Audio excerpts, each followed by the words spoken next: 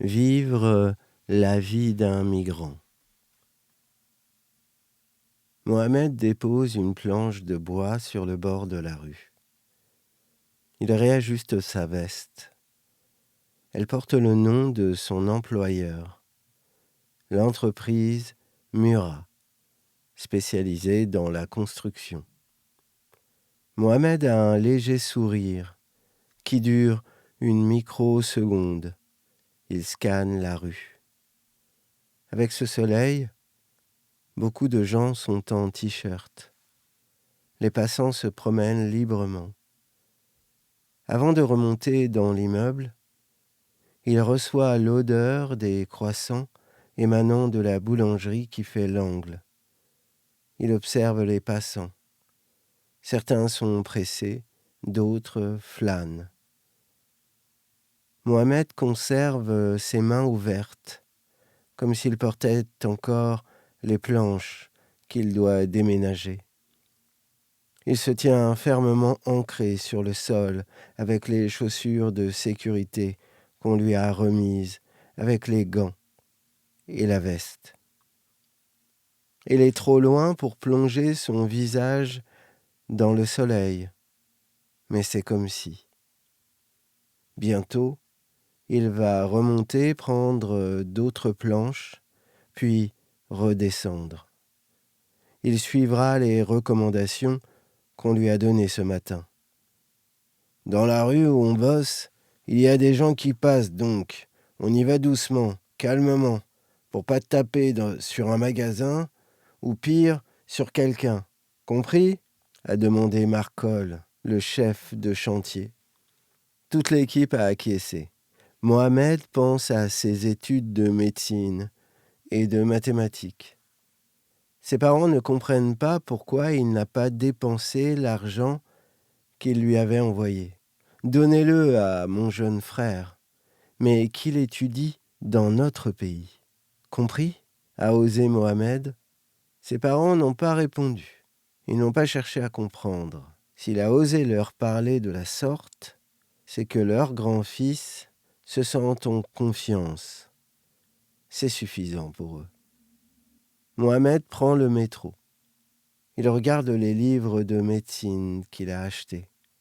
Il fait nuit. « Bonjour, voisin », dit-il à un jeune homme qui fait manger ses chiens devant sa tente. « Yes, I », répond le jeune homme qui porte des nattes faites sur des cheveux lisses. Le jeune s'avance pour lui proposer une bouffée de cigarette qui fait rire. « C'est gentil, mais je ne fume toujours pas », dit Mohamed, qui pénètre à l'intérieur de sa tente. Il déplie son sac de couchage. Il sort son sac à dos, allume une lumière. Il ouvre un cahier. Il écrit. Les bruits des voitures, de ses voisins, comme il les appelle, constituent un bruit de fond. Il sort un livre de médecine et finit par s'endormir avec l'ouvrage sur sa poitrine.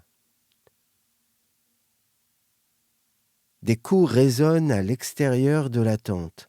2 hommes à cagoule pénètrent dans la tente et frappent Mohamed. Ils vandalisent toutes ses affaires. Mohamed croule sous les coups. Il entend au loin des sirènes de police. Il tombe dans les pommes. Quand il ouvre à nouveau les yeux, un vieil homme est devant les policiers. « Lui, il a des papiers », assure Camara. « Qu'il les montre alors. On va regarder ça », ordonne le policier. « Vite !»« Excuse-moi, Mohamed. Je vais te prendre tes papiers, » dit le vieux Camara. Mohamed est encore dans les pommes. Le vieux le fouille et trouve ses papiers. Il ressort de la tente et les présente au policier. « Attendez ici, je vais vérifier », dit le policier qui s'éloigne vers une voiture de police. Mohamed ouvre les yeux puis les referme. « Mo, tiens bon, je vais t'amener à l'hôpital, » dit le vieux. « Il est en règle, c'est un étudiant, qu'est-ce qu'il fait là ?» dit le policier sans attendre la réponse. Camara soutient Mohamed. Il traverse le pont qui conduit à l'hôpital. Mohamed ouvre les yeux. Il regarde la scène. Les lumières de la lune et des lampadaires scintillent sur l'eau.